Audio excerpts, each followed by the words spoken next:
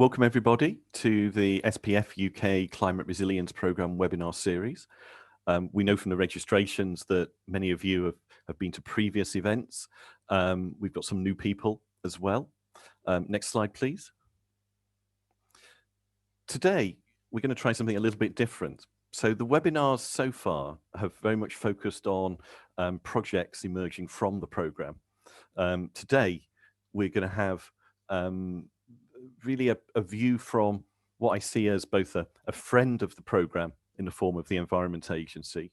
They contribute to the steering committee, but they're also a key user and potential user of the outputs of the programme. And hearing their view, I think, will improve our understanding of how the results are being used and can be used. Next slide, please.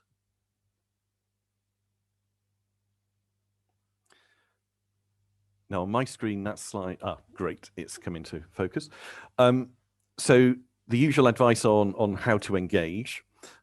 Firstly, if at the bottom of the screen you can locate the Q&A tag, then please do put questions and discussion points into the Q&A. You can post them at any time. Do see if there's a question that's very similar to the one you're thinking of and consider upvoting the ones that you most want to hear about. Attendees will remain muted unless the host enables you to come in. We do that sometimes with some of the more complex questions. And the webinar, the slides and the audio will be shared after the event. So it's possible to go back and look again at what was talked about and also share it with your colleagues. Let's use the chat for technical problems. We have a team behind the scenes. They will try to resolve any issues. And do please note the webinar is being recorded.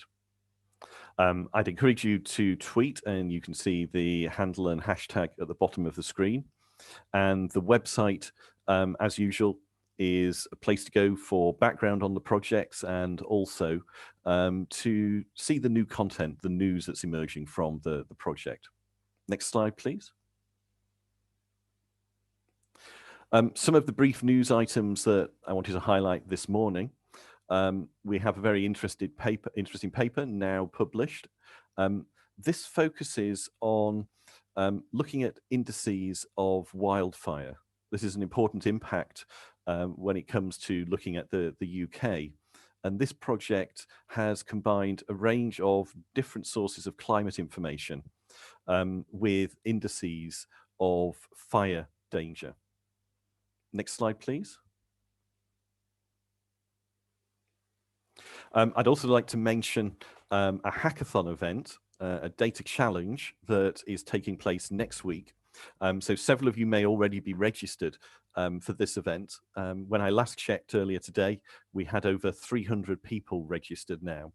And the idea is to present a number of challenge areas related to climate, and in particular related to the United Nations COP conference that's taking place in November. And in this event, we hope people who, in some instances, might not have been exposed to climate data or might be bringing in new domain expertise from really interesting areas.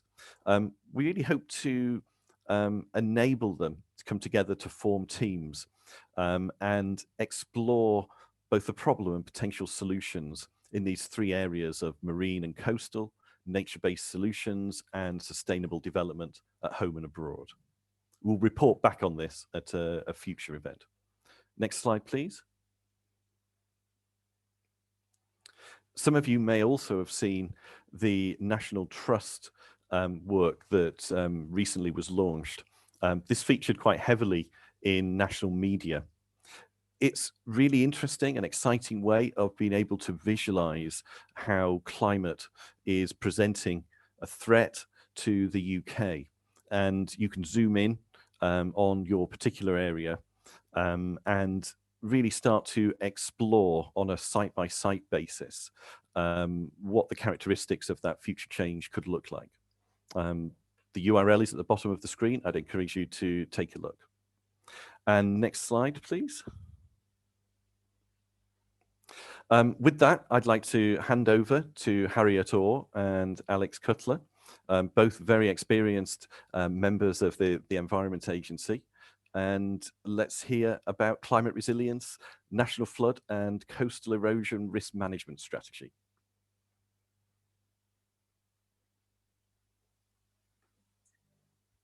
Thanks, Jason. Can you hear me okay? Yep, that's nice and clear. Thank you. Okay. I think Alex is going to share the slides. So thanks, Alex, and move those on. So my name's Harriet Orr. I lead the climate change research team. And I'm going to start our presentation by describing what the Environment Agency does. And I will talk about how we use science to support our work around climate change. And then Alex is going to talk about our flood strategy, which has resilience at its core. So, okay, if it helps, Alex, that's it, perfect, you're on, got the right view, thank you. So if we could move on to the next slide. So the Environment Agency regulates, oh, you've gone on to that, that's it, perfect. We regulate air, land and water in England and are also an influential advisor to government. We're a Category 1 responder, not just to floods, but all manner of environmental incidents. So we determine who can take from or discharge material to the environment. And this is a balancing act between supporting sustainable growth and protecting the parts of the environment that can't speak for themselves. Nearly everything we do is climate sensitive in some way. So we need to understand what will change, how much, by when, and really importantly, what we might need to do differently or require other people to do differently. So our corporate priorities document has 3 themes, which are the coloured bits at the bottom of this slide. And one of these is a nation resilient to climate change. And you can see in the orange box on the left, some of our ambitions for the next 5 years. Our research team is quite small, and it's there to ensure we have the evidence we need to inform decisions. And as I said earlier, but also to inform what we require or advise others to do. So moving on to the next slide, please, Alex. So I'll illustrate what we do with some water resource planning examples. Most of us will experience climate change through warming, yes, but also through too much or too little water. In the UK, we're lucky to have very detailed projections about how climate might change, and these come from global climate models developed and run by the Met Office and delivered in partnership with government departments and including the Environment Agency. So projections feed into hydrological models to generate information about changing river flows. Lots of decisions can make use of these, but they need to be made available. So accessible and usable data is a really important provision, sort of in the middle of this blue arrow in the middle. In this example, these would then be supported with guidance to water companies who will model their own systems, think about how to manage risks and produce long-term plans that the Environment Agency will then scrutinise to ensure the environment is protected. So along the way, we work with all sorts of organisations and many of who will likely be on this call. We work in different ways, very often in collaboration or partnership, sometimes with direct commissions, but through various other routes. And we access a wide range of skills, to do this work. Projections come out about every 9 years. And this pathway itself probably took 10 years end to end. There are new insights along the way and innovations that lead to revisions and looping back at various points, and hopefully a shorter process in future as we learn, and also with producing better and more usable products. So this is a top-down, lengthy process. I've drawn it as a straight line. It didn't necessarily feel like this at the time. Moving on to the next slide, please. So this is a nice picture of a small reservoir in the Lake District with some hummocky moraines, just for fun, really. Projections and models are useful because obviously the future is hard to foresee, but the results can be very uncertain and hard to use, and there isn't always the time to do detailed impact studies, which can also be expensive and complicated. But we still have to make decisions all the time, and changes in climate, for example, might change the way we need to maintain or manage assets like reservoirs, dams, drainage systems, water supply networks. We need to continually consider what and who is vulnerable to change.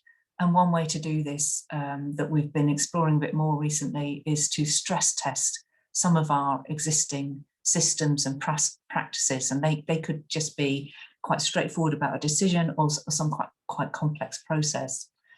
So we might want to know, for example, which decisions and options might not be robust to, say, much heavier rainfall than we've been used to in the past. And arguably, this is more of a bottom-up approach, but there are, of course, middle ways too that we also work in. So moving on to the next slide, I just want to change tack a little bit. The approach we take is often reflecting, or at other times driving, the prevailing policy thinking. So there's a lot of text on here, but the point I'm making is that concepts affect how we think about and talk about environmental management.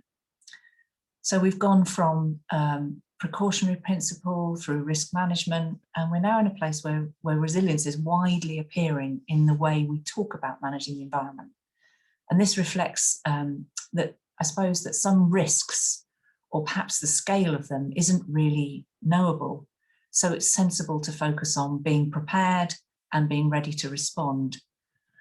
I think there are some quite interesting questions about where some of the residual risks then reside and who is responsible for them. So next slide, please. So concepts and ambitions are all very well, but how are we using these in practice? And we started some work a while ago to determine how resilient a catchment is to climate change and what makes it so. And these are just some of the kind of questions and issues that were thrown in the air when we were first starting to talk about this. We commissioned a whole series of experts to do think pieces about their views on catchment resilience and how we might use it in practice. And some of these have been published in a special issue. We also looked at how the Environment Agency and others are talking about and using resilience in practice. And if we go to the next slide, we found that for practical purposes, we need different definitions of resilience. So there's lots of definitions floating around, usually about, returning to a state or moving on from a particular state. But we probably need different definitions depending on the context. And we found that defining resilience in kind of one of four ways, which is shown in these coloured boxes. And these are bounce back, bounce forward and transform, and as an inherent property or as an aspiration could work. And what we mean by that is that, for example, the classic sort of ecological kind of discussions around resilience are often about an assumed property of a system, when in fact a lot of what we want to achieve are kind of outcomes that are aspirational rather than inherent property. So this we found was a helpful way of asking ourselves what we're really talking about. When we looked across our business, we found that the EA tends to use a mix of mostly bounce back resilience approaches, particularly in environmental protection areas, although it's not always exactly clear. And in some areas, a bounce back pathway might be the right one, but this may need to change to bounce forward, for example, if we've reached a physical tipping point, so maybe major coastal change, or we need a different kind of policy goal, maybe around obstruction reform, for example. So next slide, please. Thanks. So resilience can be a unifying and enabling concept. It certainly feels like a common language and it's spoken across our organisation. And we think that if we're more robust in our framing of it, it could help us prepare better for the future. And we can, you know, the way to do this partly is recognizing which pathway we're on and whether this is where we need to be. And we've had some quite interesting conversations just around asking that question and thinking about what we're doing. We're just finishing a few practical tests for some of these ideas in practice, trying to actually quantify resilience in some way. So, for example, been working with local area colleagues to consider what makes some catchments more resilient to algal blooms, and how do you influence that in that local area? What are the things that the work suggests we could be doing? So that's kind of still work in progress, I guess. Next slide, please. Okay, so what has been working? We know that sharing what the future looks like is very motivating. So these are some examples of things we've produced, but they tend to be quite dry. Us scientists do produce quite dry graphics. The bottom right picture is an artist's impression of a futurescape of Chicago, and is immediately much more engaging. And we know this works, but I think we could be much more creative and may get to our audiences quicker and get to wider audiences and facilitate greater engagement with the need to plan. So we're not really having questions anymore about whether climate change is happening. I think there's still quite a lot of uncertainty about how much and when, and that's not necessarily driven by scientific uncertainty. A lot of these kinds of impacts are not that uncertain. Take sea level rise, for example. It's happening, we know, we're very confident. And moving on to my next slide, please. So visualizing the future is important, but actually what we also know from doing it is that for people to take action, they need the right information in the right place. And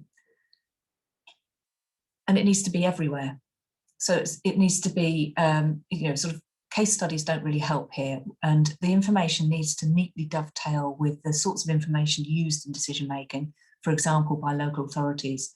It's not typically work that's funded by research councils. It hasn't been easy to find funding to do this.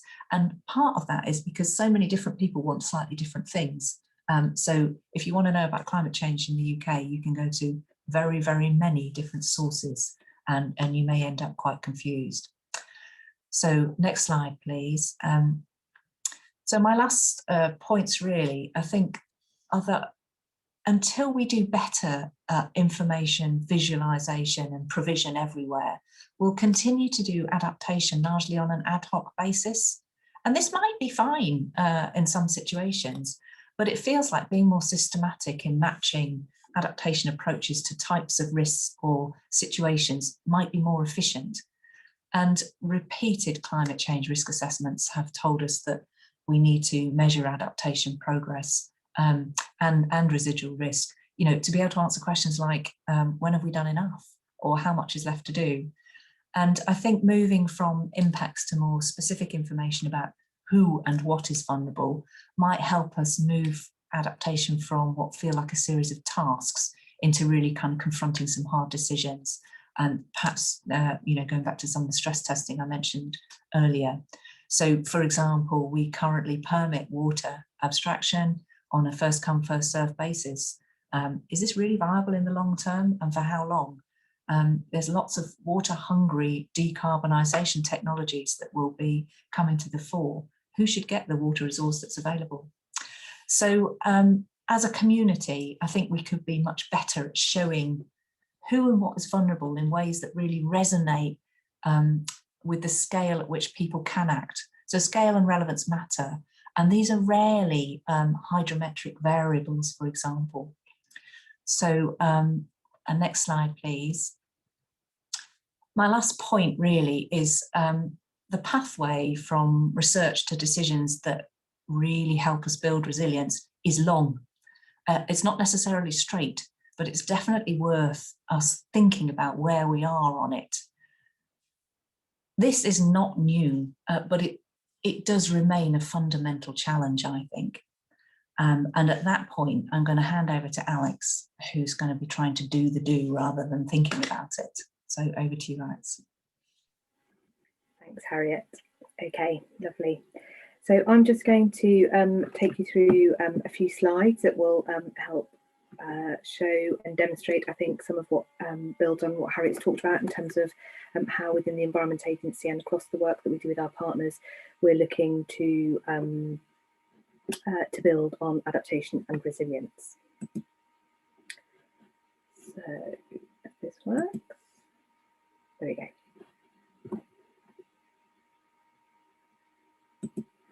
Okay, so first I'm going to start with the National Flood and Coastal Erosion Risk Management Strategy, or FCRM strategy for short. This was published in September 2020, and the strategy sets out the long-term delivery objectives that the nation should take over the next 10 to 30 years, as well as shorter-term practical risk management authority, as well as practical measures that risk management authority should take, working with communities and partners. And it sets the vision as being a nation ready for and resilient to flooding and coastal change today, tomorrow, and to the year 2100. And I think it builds on that point that Harriet made about the strategy doesn't want to see adaptation as being an ad hoc piece of work that we do, but actually that it becomes business as usual for the work that we do across organisations and the other risk management authorities that we work with. The strategy has 3 long-term ambitions. The first of these is climate resilient places, and that's very much about working with partners to bolster resilience to flooding and coastal change across the country, both now and in the face of climate change. The second ambition is today's growth and infrastructure is resilient in tomorrow's climate. And this is all about making the right investment and planning decisions to secure sustainable growth and environmental improvements, as well as ensuring that infrastructure is resilient to flooding and coastal change. And the final ambition is a nation ready to and respond to flooding and coastal change.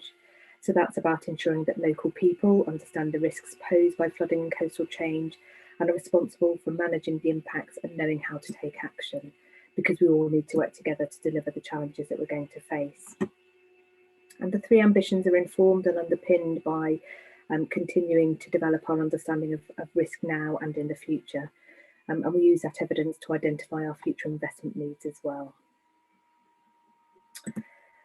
The strategy is going to be supported by an action plan. So to help us turn the practical measures within the strategy into practical action, we've been engaging with partners to create an action plan.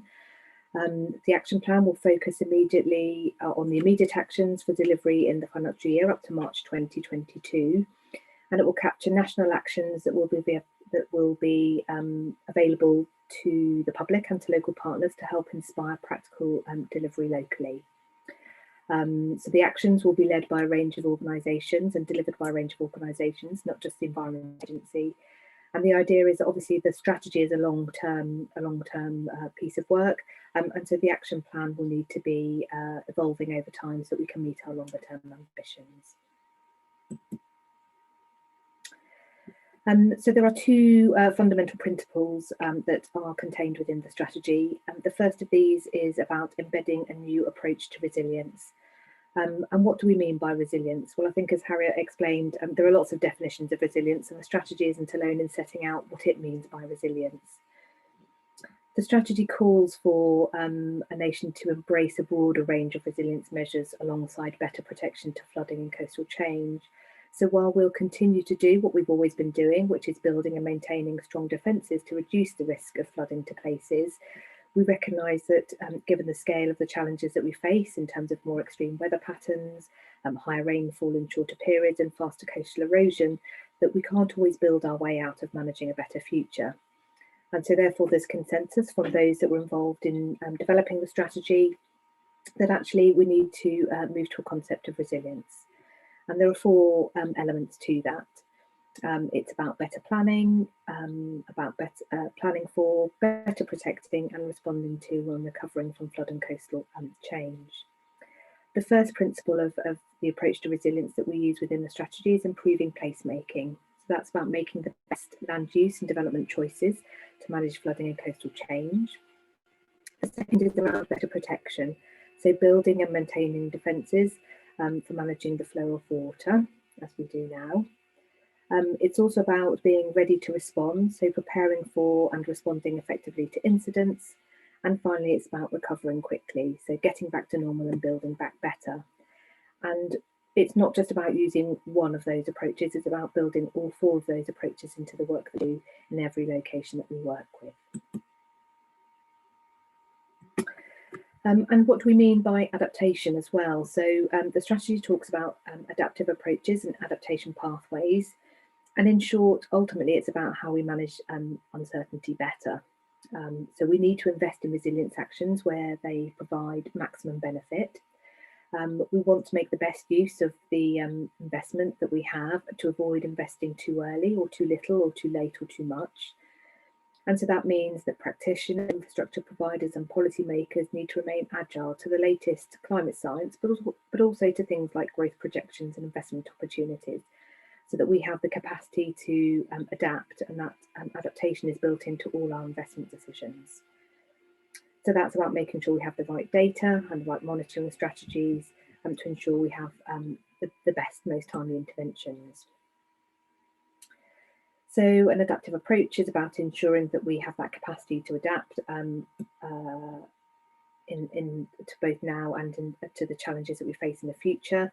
And that means about assessing a range of future change up front and having a plan to monitor, review and adapt to that.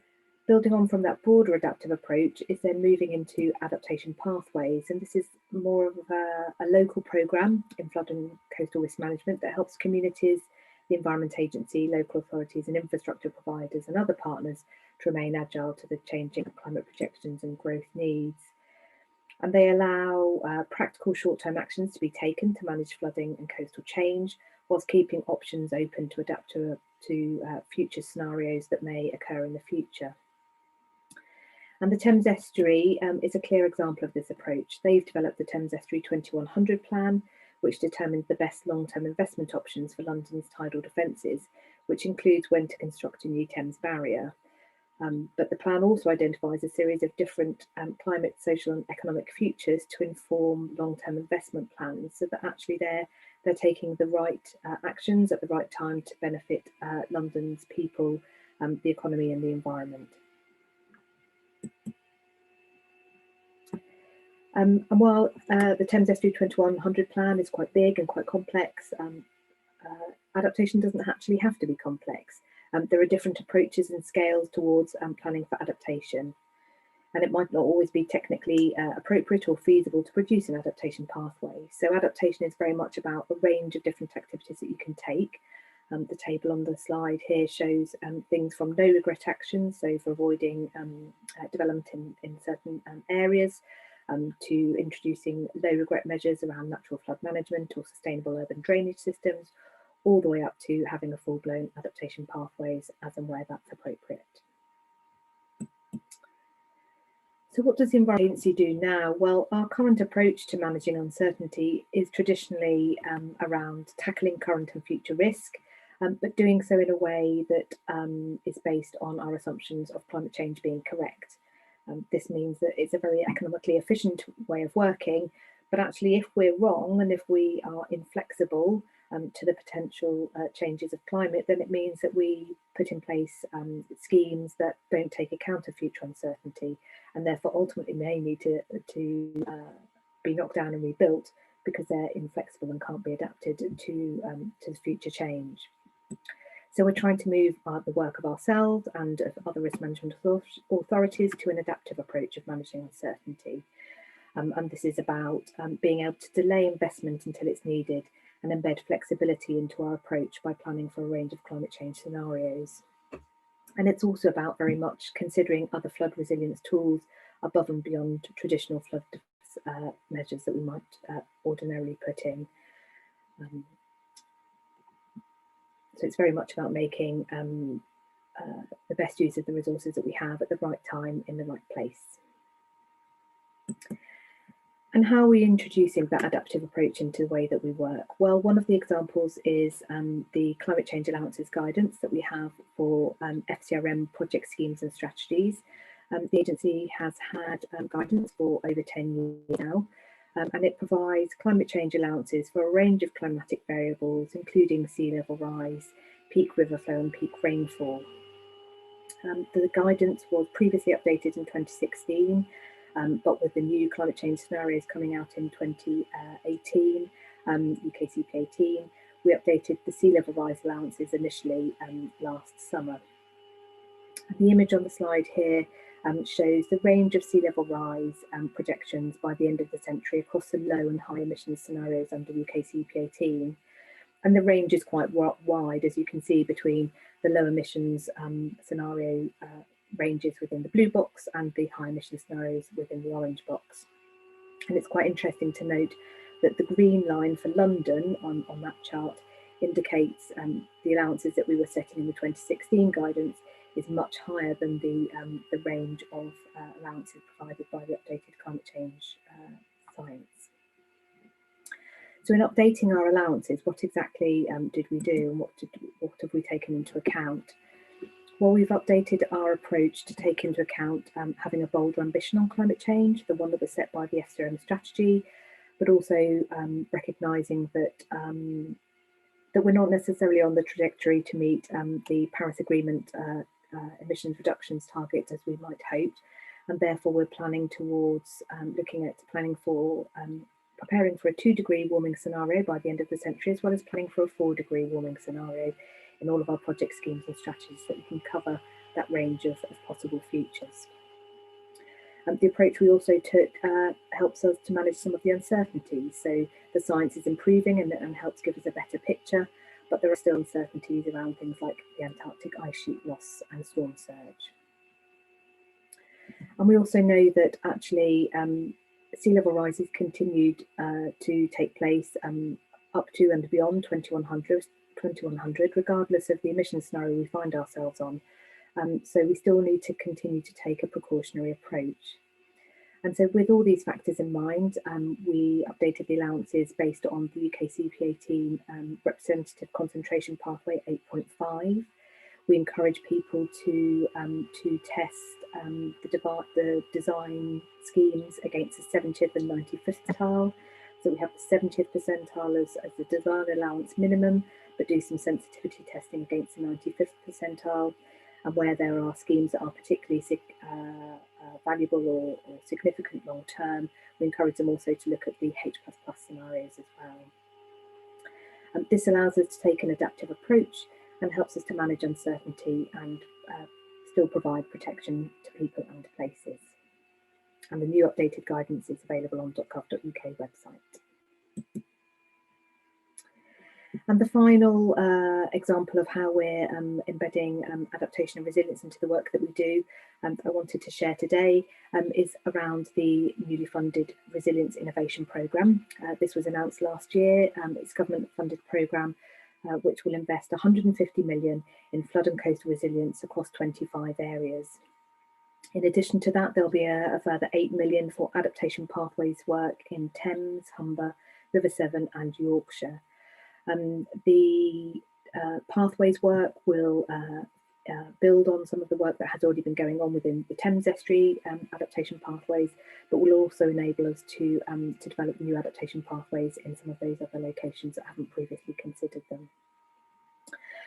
This programme of work will take place over the next 6 years and will enable us to undertake a range of practical and innovative actions in these locations to improve their resilience.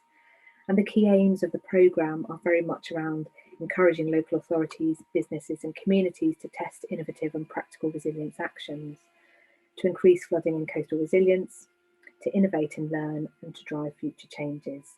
There's been a lot of work behind the scenes in terms of expressions of interest coming in and bids, and the 25 locations for the Resilience in programme will be announced in spring this year.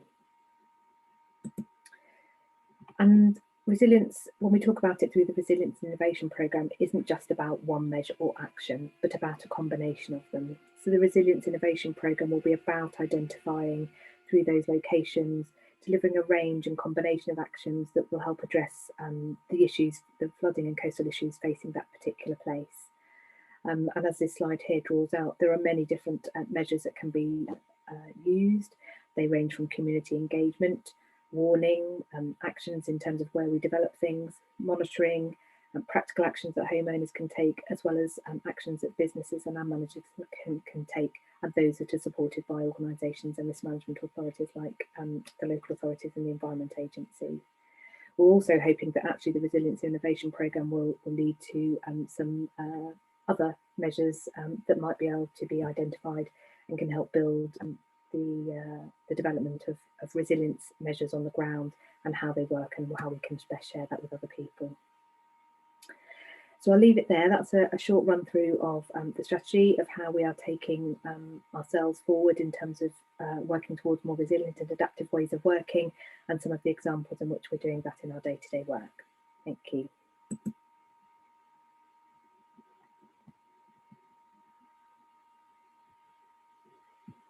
Over to you, Jason, I think. Thank you. My laptop just crashed, so I've just had to dial in very rapidly. Thank you very much. Both talks were really fascinating. It's great to see the embedding of the flexible decision-making and flexible adaptation approaches for dealing with the deep uncertainty. Really seeing that in practice, I think is incredibly useful. We've got lots of questions coming in now, so I'm going to start to go through some of those. So we're going to start with one from Angela. Is there an estimate of economic cost of sea level rise by 2100 at 2 degrees and 4 degrees of warming, and the number of homes or buildings at risk of flooding? Who wants to take that one? Do you want to have a go at that one, Alex? Well, yes and no. So in terms of the numbers of properties at risk, we already have around 5.2 million homes at risk of flooding and coastal erosion across the country.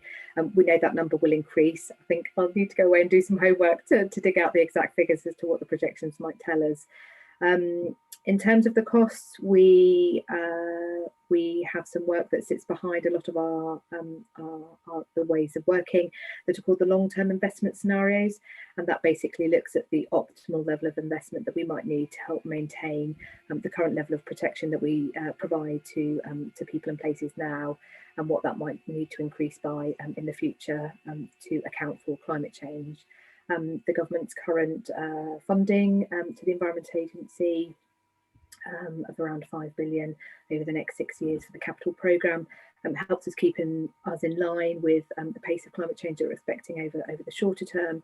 But obviously it's certainly work that we will continue to look at, and in terms of updating our long-term investment scenarios to inform what those future risks and costs might be to the Environment Agency and other risk management authorities. Harriet, I don't know if there's anything further you wanted to add on that. I saw a flash up on the screen that I think Paul has just told us where those numbers are. I think then the climate change risk assessment. I can't quite navigate my screen, Jason, so I don't know where that came from. Paul Sayers, I think, just added to the answer. So I can probably say something on that. So Paul gave us a very good webinar a couple of weeks ago, and I know some of the work he's been doing in the research projects for CCRA3 evidence report. One of the calculations he's performed is to make new estimates of the economic damage for coastal flooding, amongst other things.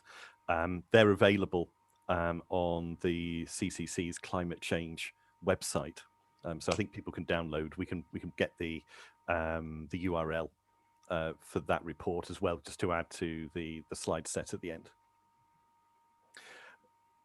We've got another interesting question, and I know this is one, Harriet, that we've talked about in the past. What degree of extremeness of climate events do you think people in the EA think about most for guiding adaptation decisions? Is it 1 in 50-year events, 1 in 100-year events, or higher or lower? Yeah, well, that's quite a good question, and that sort of return period relates specifically to flooding, I suppose. I think perhaps a more useful answer is that we have considered, some years ago, we committed to reviewing all our plans and strategies against a 2 and a 4 degree future. Now, understanding what that looks like is somewhat more advanced in the area of flood risk management than it is for some other parts of the business. But that's how we've tried to look at it.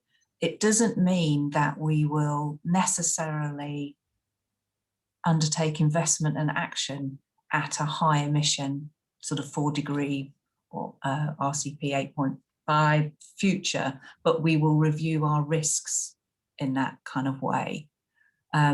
So that was a way of trying to be a bit more systematic about understanding our exposure. I don't know if I want to expand on what we found. Put it this way, some parts of the business are quite well prepared for a 2 degree future and others are not. And we're not generally well prepared for a very high emission future into the long term. But even in a low emission future, there's still the question of what return period you're trying to go out to. So sort of splitting the uncertainty into the epistemic terms and the aleatoric terms. It still raises a question, I think, of how to decide on the appropriate return period. And I think that then becomes really useful information for scientists and engineers working on this. It can do, and I'll let Alex say something about this, because I think, you know, we've talked about things like resilience standards. What level of protection do we want to provide to people? But there are other schools of thought which are around how much disruption and disturbance is it acceptable for a community to experience? Do you define that by return period or, you know, some other level of stress that people experience? I will pass over to Alex because that's not my area. Thanks, Harriet. I think in terms of what we currently do, broadly speaking, for fluvial schemes, we developed to a 1 in 100 year standard of protection. For coastal, it's up to 1 in 200 year event for standard of protection. But I think they're often quite difficult concepts for people to understand and to use and to really understand what they mean to them. Somebody who's been flooded, you know, 3 times in a year will say, well, you know, how does that work? So there's a lot that kind of sits behind it, and I don't think there's a, you know, one size necessarily that fits all. And it's I think what comes from the strategy about this concept of resilience and embedding resilience in what we do, that it isn't just about you know, the concrete defence that we put in place and how long or what standard of protection that provides to people, but actually it's about enabling people and communities to understand risk in the terms that they do, understand what it means to them on a day-to-day basis, whether that's means them getting involved in a, you know, community flood awareness action group, setting up community flood plans, and ultimately being able to build back better and to build back quicker once they are impacted. So we know we can't protect and defend everywhere, and that's why we are moving away just from that protection element to a broader resilience focus of the strategy, because that will enable us to bring together lots of different activities that will help build that resilience of communities and places so that they are more prepared for what the future is going to hold. Excellent, thank you. The next question is from Hayley Fowler. How does this strategy integrate or connect to the flood hydrology roadmap? Do you want me to have a go at that one, Alex? Yes, please.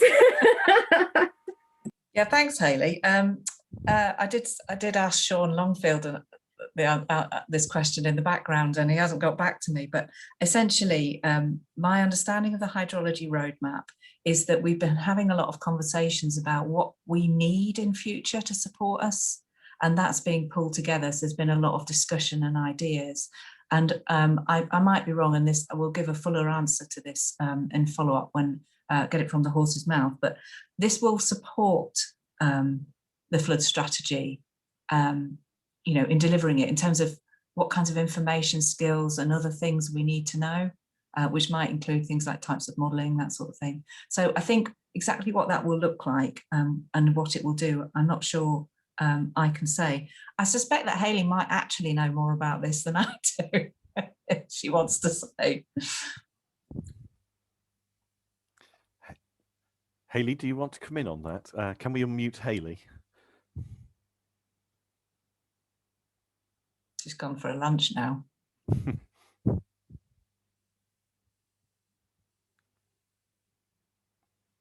Well, I think we might come back to Hayley, and if Simon can unmute her. Oh, we can just about hear you. Very quiet. Yeah, sorry. Yeah, I mean, I just wanted to ask that, Harriet. Let me just see if I can change. No, can't hear. You're very quiet, Hayley. I can't help that. That's better. That's better. Oh, okay. Is that better? That's much better. We can hear you now. Thanks. Okay. Yeah, I'm not trying to hijack your seminar here, Harriet. I just was intrigued as to how they're going to connect together, and there probably just needs to be a bit more thought about it, I guess. Yeah, I mean, you're right. We obviously have had quite a few meetings about the flood hydrology roadmap, and I'm on the enablers group. And I mean, I can see how these sort of things could tie together through perhaps the steering group of experts they're going to put together would be the best way. And then thinking about some of the actions, how some of the actions in the flood hydrology roadmap could support the strategy, and revising the strategy as we move forward. But yeah, I mean, I don't think I have a clear idea of how they fit together, which is why I asked the question. It's a good question. And I don't know, Jason, I think there's another question about things like other parts beyond floods. Isn't there another question around other bits of water that might be worth answering at this point? There is. Do you want to take that one as well? Yeah, so I can't see it at the moment, but I think it was about, sorry, Jason, would you like to read the questions for everyone else's benefit, and then I'll try and answer? Yeah, no, I'm just trying to work out which one you're referring to. Who asked it? Sorry. So we've got interesting ones on wave energy, and we've also got interesting ones on water table changes away from the coast. Yeah, it wasn't. It was an earlier one, I think, around. Okay, I suggest we actually return just to the order on here where people have upvoted, and we can see if it comes up. Any that aren't answered, our speakers have kindly offered to follow up offline. So if we don't quite get to that, it can be picked up when people look at the recording and the slides later. The next question, there's actually two variants of it, one from Kevin Keating, one from Tim Palmer. In the fluvial flood risk management sector, currently people are using UK CP09. When will the advice be provided by the EA on a switch to using UK CP18? Yeah, so I can take that one. And apologies, I probably should have mentioned this as a matter of course, seeing as it's work that I lead on. We are currently in the process of updating the fluvial allowances to UK CP18.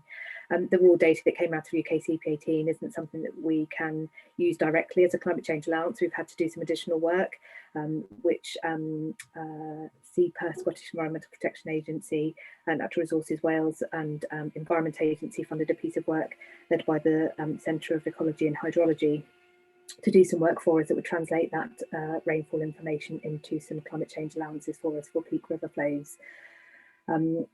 The work that CEH did has been really valuable. It provides data to a much finer level of granularity than we previously had. So the allowances are currently at a river basin district level. But it's taking us a bit of time to work through understanding what the implications are and what scale to best present the new updated climate change allowances for peak river flows. So we're hoping, in short, we're hoping to update the allowances by June, July this year. Excellent, thank you. Next question I'm going to take from those that were emailed into us. I'd like to make sure they get coverage too. The first one is, has any work been carried out on safe havens, particularly with regards to space requirements per head for the duration of a flood?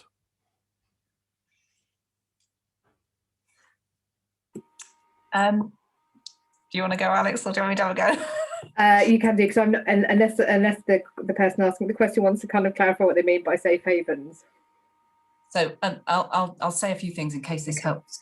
So we do have plans for incidents. We know which areas are likely to flood. So we do have, incident plans for people and communities to, if we have to evacuate and that sort of thing.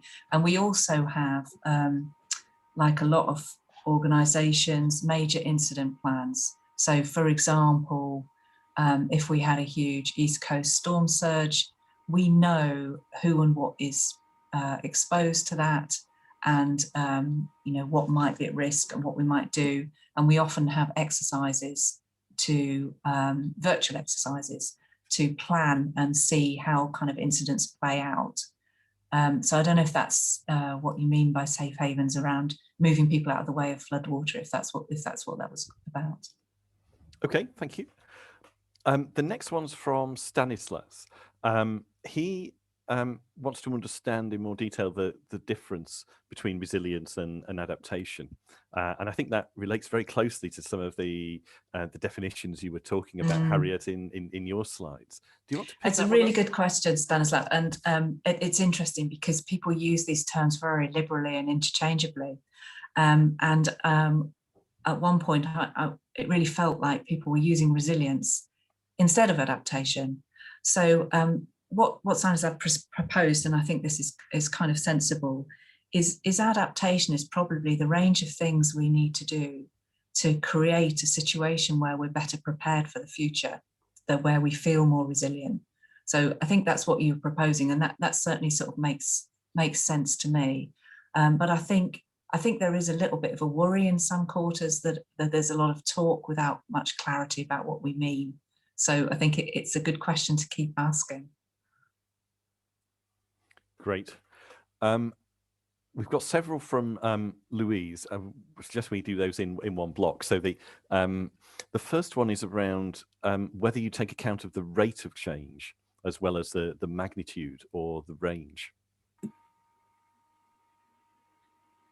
I think yes. Do you want to talk about adaptation pathways, Alex? Would that be helpful? Yeah, I can do. So so certainly the range enables us to think about you know, covering that uncertainty as to what might happen, but clearly there's uncertainty about when things might happen as well, and advances in science will help us with that. But actually, that's very much about what the adaptation pathways approach is all about. So it takes into account that element of uncertainty of change over time, but allows you to take a flexible approach. So it's very much about planning for what you know within the current sphere of what science tells us and what the projections tell us, and how we might plan for that. But an adaptive approach also means that you're taking into account specific points in time in the future, whether that's 10, 20, 30 years, that you actively stop and review where you are with the information that you have and the science that we have, that will help guide us as to whether the path that we're currently planning for is still the same, or whether that's changed, and whether that's down to, you know, to the rate of change in terms of climate change. So that's very much what the adaptation pathways approach is all about, in helping to manage the uncertainty of both what the range of potential implications might be, but also the time period, so whether things are getting faster or slower. If I can just add to that as well, somebody asked a question about, I said something about adaptation being a bit ad hoc. I think the pathways approach is an approach that can work well if you think you know what will happen, sea level rise, but you don't know quite when or at what rate. But you might be in a situation where you think you know when something will happen, but you don't know what impact it will have. So that was really behind some of the conversations we've been having about what different kind of approach would you take? And it depends, what are the things you think you know about the future? We have there's all sorts of conceptual frameworks for thinking about climate risks, looking at options, doing options appraisal, you know, implementing decisions and then doing monitoring. But our experience when we've looked at it is that rarely happens. It happens a lot more in sort of water resource planning and the advice we give people in new developments in terms of flood risk. But we're not necessarily going around that whole cycle of adaptation planning that you might see in a theoretical framework. And it's interesting to think about why that is, and whether what appears to be quite ad hoc is actually really sensible because it's opportunistic and possible. So you've had to make some decisions, you've had to make some plans, but whether we could be being more systematic about mapping different situations to different types of adaptation responses. And I think the pathways approach is very popular and resonates with people and feels really comfortable in certain situations, but isn't probably the right approach everywhere, which I think Alex already mentioned. Okay, I'm just going to take one more because we're coming to the end now, so there'll be some questions dealt with offline. But there's a question that came in live, but there's also a very similar version of it that was emailed in, actually from one of your EA colleagues. And it relates to the idea of time horizons. What is meant by long term when you're thinking in terms of adaptive management? And how do you go about thinking more than 100 years into the future when thinking about some of the scheme lifetimes? Well, that's a good one, isn't it? Most of our planning cycles are, well, should we call them short term, about 5 to 6 years? Water resources plans are 25-year plans. They're long-term plans. But if you're building something, engineering structure, you probably think 100 years is a long-term plan. Is that fair, Alex? Yeah, no, I agree. So I think, yeah, so the strategy is the first time, I think, or the updated strategy that was published last year, is the first time it's moving SDM particularly to that longer term thinking. So we have that longer term vision out to the end of the century. That's where we would know we want to get to.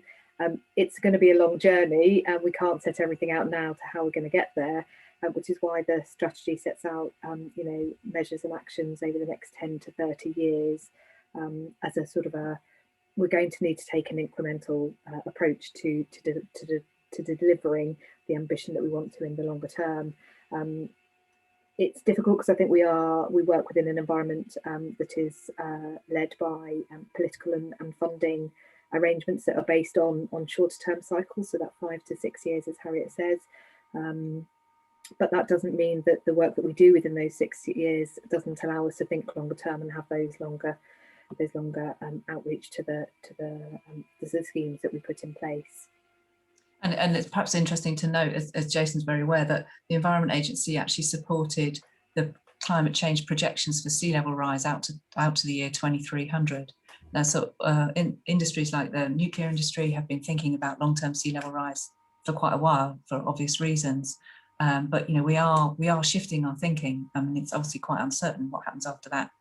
But just to be clear, sea level does just continue to go up. And I think that's an interesting point, actually, Harriet, that we plan broadly for 100 years, but actually, nationally significant infrastructure, so nuclear and other examples are looking at much longer term horizons beyond 100 years. So we're not the only ones that are thinking about it, and certainly there are others that are where it's relevant to do so, thinking longer. Yeah. Great, fantastic. Well, there've been lots of questions today. Thank you very much for the answers and taking us through the implications of some of the potential climate changes we can expect in the future. We will deal with the questions offline. We will make the slides available, and we will make the recording available. Jane, could you bring up the final slide for us, please?